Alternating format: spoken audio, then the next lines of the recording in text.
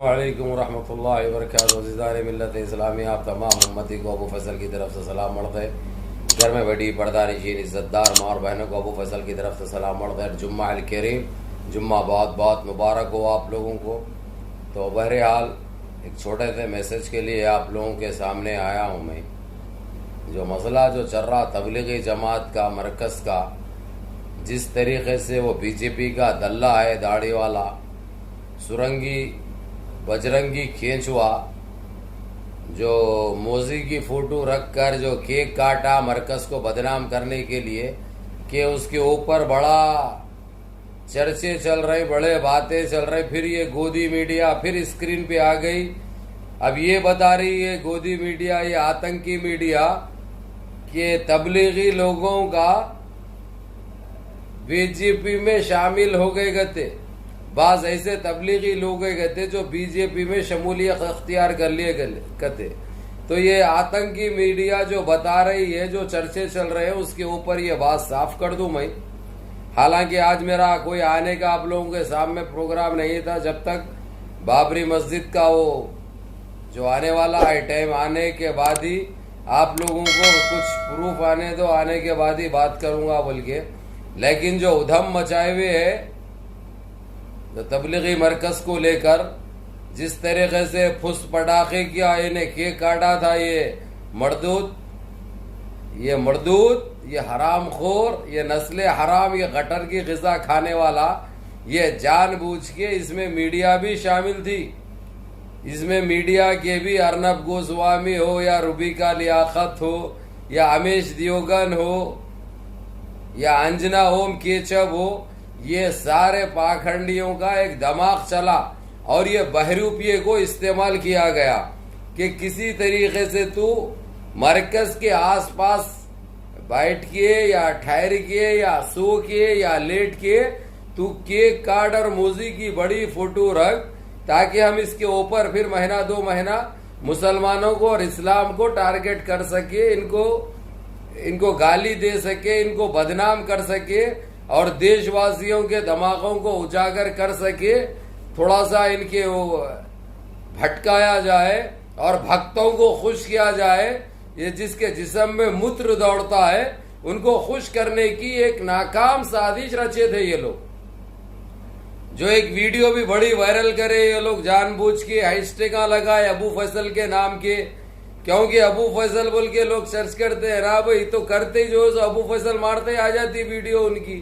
तो ये नौटंकी भी बड़ी चली। तो हर तरीके से, हर तरफ से मेरे को बताया गया कि अब्बू भाई आप किसी तरीके से आके, जिस तरीके से फिर मरकज़ को ये लोग बदनाम करने की जो नाकाम कोशिश कर रहे हैं, तो इस मीडिया का और इनका जो है सो घिनौनी चेहरा बेनकाब करिए। तो ये तो मैंने आप लोगों के सामने परसों की वीडियो में कर दिया था। ये अलग बात है, मैं लाइव नहीं आ सक रहा हूँ टाइम की वजह से और अपनी मसरूफियत की वजह से और नेट के प्रॉब्लम की वजह से।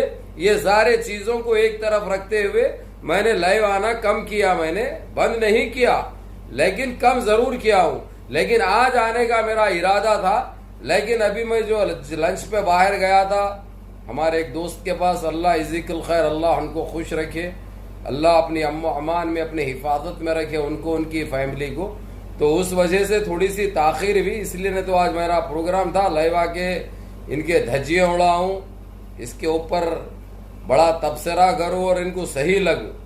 लेकिन ठीक है, ये 2-4 मिनट 5 मिनट भी आप लोगों के लिए काफ़ी है। आप लोग देखो, देख के 4 तक दिखाओ, 4 तक भिजाओ, ये आप लोगों का काम बनता। तो ये बता दूं मैं, जो हमारे जो भाजपा में एक हरामी नस्ल का है, जैसा रजवी है ना, हराम खोर, कटर की ग़िज़ा खाने वाला, वो मर्दूद के वैसा और एक मर्दूद पैदा हो गया हुआ है। इतनी दाढ़ी वाड़ी रख लेके कर लेके, दाढ़ी जैसी सुन्नत चीज को बदनाम कर रहा वो मुनाफिक। तो वो हरामजादे के लिए है मेरा यही कहना है। कल भी कहा था मैं, तू अगरचे घर में केक काट ले, तू रोड पे काट ले, तू गटर में उतर के काट ले, तू लंगा होके काट, तेरी अम्मा के कपड़े उतार के काट या जोरू के उतार के काट, जैसा मनाता मना, हमारे को कोई लेना देना नहीं है।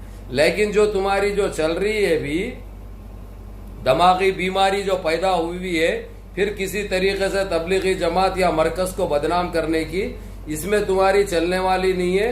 अब्बू भाई आते लग देते जब तुम हर तरीके से नाकाम हो जाते।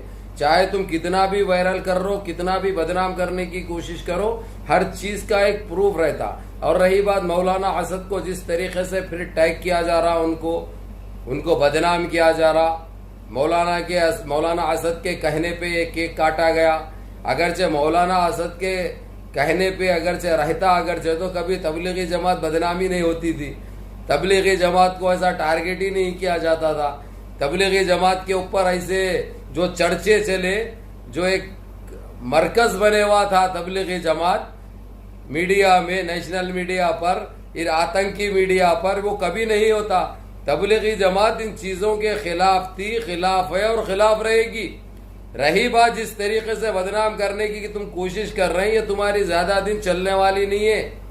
समझे रे हरामजादो, तुम लोग अपनी औकात में रहो। तुम्हारी कोई औकात नहीं है, ना तुम्हारा कल कोई वजूद था, ना आज तुम्हारा कोई वजूद है।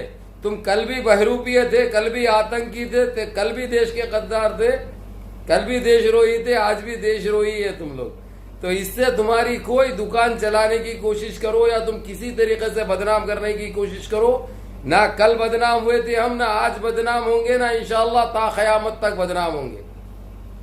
कल भी तबलीगी जमात अपनी जगह अटल थी, आज भी अटल है और मजबूत हो चुकी है और अपने इरादों को मजबूत कर चुकी है। जो काम कर रहे थे, जो काम अंजाम दे रहे थे, बड़ी ईमानदारी से अभी भी दी जाएगी। जितना जोरों पे काम करती थी तबलीगी जमात, और उसमें इजाफा होगा, बल्कि कम नहीं होगा, ये बात याद रखो। रही बात जो तुम जो गाली आती भाई मुंह को, फिर वैसे ही बदनाम है तुम्हारे भाई, क्योंकि तुम्हारे भाई आह भी करते हैं तो हो जाते हैं बदनाम। इन्हों केके भी काटते हैं, इन्हों देश को भी लूटते हैं, फिर भी चर्चे नहीं होते। खैर चलो, मत होने दो, उससे फर्क नहीं पड़ता। बदनाम भी उनको ही किया जाता जो गले की हड्डी बने हुए रहते, गले का कांटा बने हुए रहते, जिसका अपना एक मुकाम रहता, जिसका अपना एक नाम रहता, उसी को बदनाम किया जाता।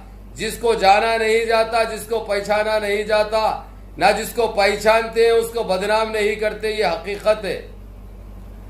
आज अगरचे कुछ, चाहे तबलीगी जमात के लिए बोलो या किसी और के लिए बोलो या अबू फजल के लिए बोलो, इसलिए बोला जाता है कि अबू फजल की टीआरपी को खींचा जाए। अबू फजल का नाम लेने से हमको 4 जने देखे, वक्ती तौर से देखेंगे जरूर। उसके बाद जो तुम्हारा काम होगा, जो तुम्हारे चैनलों का जो हाल होगा, वो तो हकीकत है, वो तो दुनिया जानती है। आज क्या हो गया टीवी ने इनको, उसके चैनल के एडवर्टाइज के लिए गली गली फिर रहा उन्हें। यहाँ तक कि आईपीएल चल रहा तो प्लेयरों को टी शर्टा पिना दिया उसके एडवर्टाइज के लिए। ये हाल हो गया। नहीं तो वो हाल था तुम्हारा जब अबू फैसल के ऊपर डिबेट चली, जब अबू फैसल को टारगेट किया गया, उसके बाद तुम्हारी ये कहानी आ गई, तुम्हारी औकात तुमको दिखा दी गई। इसलिए कुछ बोलने या कुछ करने से कुछ नहीं होता। अल्लाह रब्बिल इज्जत है वो, जो जिसको इज्जत जो दे देता है उसके आस पास नहीं पहुंच सकते, उसके आस पास नहीं आ सकते, ये हकीकत है।